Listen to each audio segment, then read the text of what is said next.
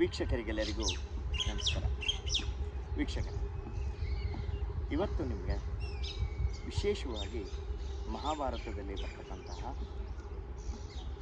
ವಿಶೇಷವಾದಂಥ ಒಂದು ಪಾತ್ರ ಉತ್ತರ ಕುಮಾರ. ಈ ಪಾತ್ರದ ಬಗ್ಗೆ ಸಾಮಾನ್ಯವಾಗಿ ತಾವೆಲ್ಲರೂ ಕೇಳಿರ್ತೀರ.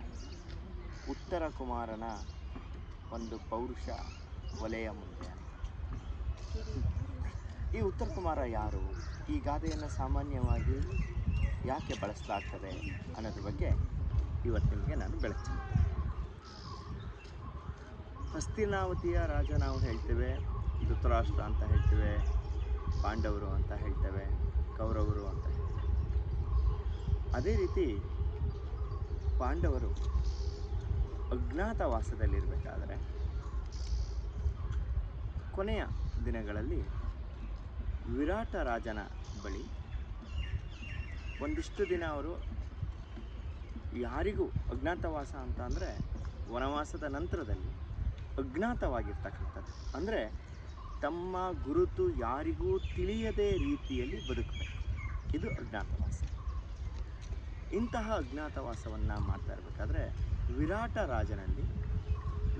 ರಾಜನ ಮಗಳು ಉತ್ತರೆಗೆ ನೃತ್ಯವನ್ನು ಹೇಳಿಕೊಡ್ತಕ್ಕಂತಹ ಒಬ್ಬ ಗುರುವಾಗಿ ಬೃಹನ್ನಳೆ ಎನ್ನುವ ಹೆಸರಿನಲ್ಲಿ, ಬೃಹನ್ನಳೆ ಅಂದರೆ ನಾವು ಏನು ಹೇಳ್ತೀವಿ ಇವತ್ತಿನ ಏನು ಮಂಗಳಮುಖಿ ಅಂತ ಹೇಳ್ತೀವಿ, ಆ ಒಂದು ವೇಷದಲ್ಲಿ ನೃತ್ಯ ಗುರುವಾಗಿ ಅರ್ಜುನನು ಸೇರ್ಕೊಂಡ ವಿರಾಟ ಮಹಾರಾಜ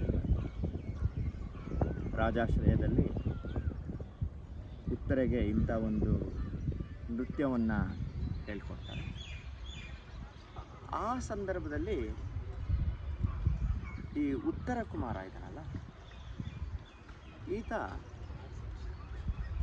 ಜನರ ಎದುರುಗಡೆ ಭಾಳ ಪೌರುಷವನ್ನು ಕೊಚ್ಚಿಕೊಳ್ಳೋದು ಅಂತ ಇರ್ತಲ್ಲ.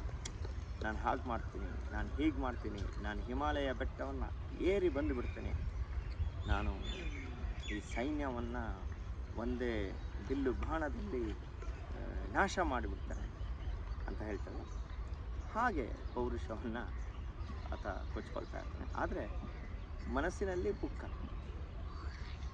ಭಯ, ಹೇಡಿ. ಒಮ್ಮೆ ಕೌರವರು ಈ ವಿರಾಟ ರಾಜನ ಗೋವುಗಳನ್ನು ಅಂದರೆ ಹಸುಗಳನ್ನು ಕದ್ದು ಒಯ್ತಾ ಇರ್ತಾರೆ. ಈ ಸಂದರ್ಭದಲ್ಲಿ ಈ ಹಸುಗಳನ್ನು ರಕ್ಷಣೆ ಮಾಡಬೇಕು ಅಂತ ಹೇಳಿ ಉತ್ತರ ಕುಮಾರ ಹೊರಡಬೇಕು. ಪುಕ್ಲು ಆದರೂ ಹೊರಡ್ತಾನೆ.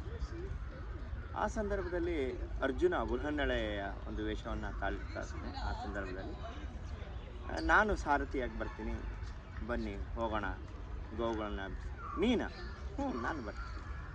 ಆಯಿತು. ಬೃಹನ್ನಳೆ ಸಾರಥಿಯಾಗಿ ವಿರಾಟ ರಾಜನ ಪುತ್ರ ಉತ್ತರ ಕುಮಾರ ರಥವನ್ನು ಏರಿ ಗೋವುಗಳನ್ನು ಬಿಡಿಸ್ಕೊಂಬರಲಿಕ್ಕೆ ಯುದ್ಧವನ್ನು ಮಾಡಿ, ಅಂದರೆ ಅವ್ರನ್ನ ಸೋಲಿಸಿ ಬಿಡಿಸ್ಕೊಂಬರ್ಬೇಕು.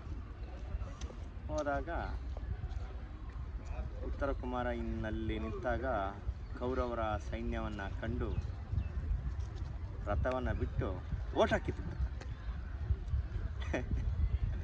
ಆ ಸಂದರ್ಭದಲ್ಲಿ ಬೃಹನ್ನಳೆ ವೇಷ ತಾಳಿದ ಅರ್ಜುನನು ಅವರ ಹಿಂದೆ ಹೋಗಿ ಓಡಬೇಡ ಬಾ ಅಂತ ಹೇಳಿ ಮತ್ತೆ ವಾಪಸ್ ಕರ್ಕೊಬಂದು ರಥದಲ್ಲಿ ಕೂರಿಸಿ, ನೀನು ಸಾರಥಿ ಆಗು, ನಾನು ರಥವನ್ನು ನಿಲ್ಲಿಸಿ ಇದು ಮಾಡ್ತೀನಿ. ಆವಾಗ ಅವನಿಗೆ ಆಶ್ಚರ್ಯ ಆಗುತ್ತೆ.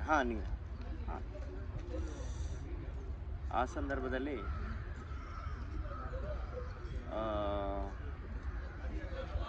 ತನ್ನ ಎಲ್ಲ ಶಸ್ತ್ರಾಸ್ತ್ರಗಳನ್ನು ಒಂದು ಬನ್ನಿ ಮರದಲ್ಲಿ ಇಟ್ಟಿರ್ತಾರೆ. ಅಂದರೆ ಆ ಅರ್ಜುನನಿಗೆ ಎಲ್ಲ ಶಸ್ತ್ರವಿದ್ಯೆಗಳು ಇರುತ್ತೆ. ಆ ಬನ್ನಿ ಮರಕ್ಕೆ ನಮಿಸಿ ಆ ಶಸ್ತ್ರಾಸ್ತ್ರಗಳನ್ನೆಲ್ಲ ತೆಗೆದುಕೊಂಡು ಸೀದಾ ಈ ಒಂದು ಯಾರು ಗೋವುಗಳನ್ನು ಕದ್ದೋಗಿರ್ತಕ್ಕಂತಹ ಕೌರವರ ಒಂದು ಸೈನ್ಯ ಏನು ಇರುತ್ತೆ ಅವರೆಲ್ಲ ಹೊಡೆದೋಡಿಸಿ ಮತ್ತೆ ವಾಪಸ್ ಹಸುಗಳನ್ನೆಲ್ಲ ಬಿಡಿಸ್ಕೊಂಡು ಬರ್ತಾರೆ. ಆವಾಗ ಉತ್ತರ ಕುಮಾರ ಆಶ್ಚರ್ಯ ಆಗುತ್ತೆ.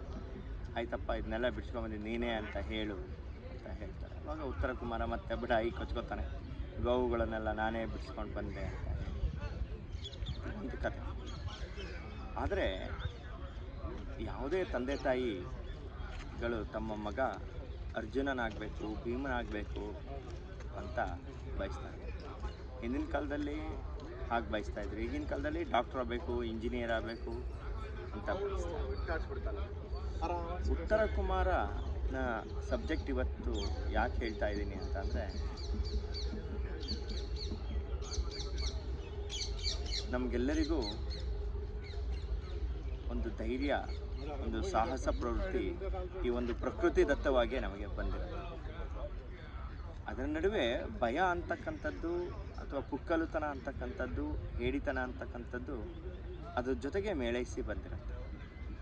ಇಂಥ ಭಯವನ್ನು ನಿಗ್ರಹಿಸಿ ಧೈರ್ಯವನ್ನು ತಂದುಕೊಂಡು ನಾವು ಯಾರು ಉತ್ತರ ಕುಮಾರರಾಗದೆ ನಾವೆಲ್ಲರಿಗೂ ಒಂದು ಉತ್ತರವನ್ನು ಕೊಡ್ತಕ್ಕಂತಹ, ಪ್ರತ್ಯುತ್ತರವನ್ನು ಕೊಡ್ತಕ್ಕಂತಹ ಧೈರ್ಯಶಾಲಿಗಳಾಗೋಣ ಅಂತ ಹೇಳ್ತಾ ಇವತ್ತಿನ ಕಾರ್ಯಕ್ರಮವನ್ನು ಮುಗಿಸ್ತಾ, ಮುಂದಿನ ಒಂದು ಕಾರ್ಯಕ್ರಮದಲ್ಲಿ ಇನ್ನೊಂದು ಮಹಾಭಾರತದ ಒಂದು ಕ್ಯಾರೆಕ್ಟರ್ ಅಂತ ಹೇಳ್ತೀವಿ. ಮಹಾಭಾರತ ಅಂತಕ್ಕಂಥದ್ದು ಒಂದು ಗುಣ, ಪ್ರತಿಯೊಂದು ಗುಣಗಳು ಅಲ್ಲಿ ಸೇರಿಕೊಂಡಿದೆ. ನಮ್ಮ ದೇಶದ ಯಾವುದೇ ಒಂದು ಸಾಹಿತ್ಯವನ್ನು ತೆಗೆದುಕೊಂಡ್ರೂ ಅದು ಮಹಾಭಾರತ ಅಥವಾ ರಾಮಾಯಣದ ಯಾವುದೇ ಒಂದು ಪಾತ್ರದ ಒಂದು ಅಂಶವನ್ನು ಅಲ್ಲಿ ಮೇಳೈಸಿರುತ್ತೆ. ಮಹಾಭಾರತ ರಾಮಾಯಣವನ್ನು ಆಧಾರವಾಗಿ ಇಟ್ಕೊಳ್ಳದೆ ಯಾವ ಸಾಹಿತ್ಯನೂ ಭಾರತದಲ್ಲಿ ಕ್ರಿಯೇಟೇ ಆಗಿಲ್ಲ. ಅದು ಎಲ್ಲೋ ಒಂದು ಪಾತ್ರ ಅಲ್ಲಿ ಲಿಂಕ್ ಆಗಿರುತ್ತೆ. ಮುಂದಿನ ಒಂದು ಸಂಚಿಕೆಯಲ್ಲಿ ಮತ್ತೊಂದು ಎಳೆಯನ್ನು ನಿಮಗೆ ತರಿಸುತ್ತಾ ಇವತ್ತಿನ ಕಾರ್ಯಕ್ರಮವನ್ನು ಮುಗಿಸ್ತಾ ಇದ್ದೀನಿ. ನಾನು ನಿಮ್ಮ ರೇಡಿಯೋ ಮಿತ್ರ ಹುಲಿದೇವರ ಬನದ ದೀಪಕ್ ಆರ್ ಸಾಗರ್. ನಮಸ್ಕಾರ.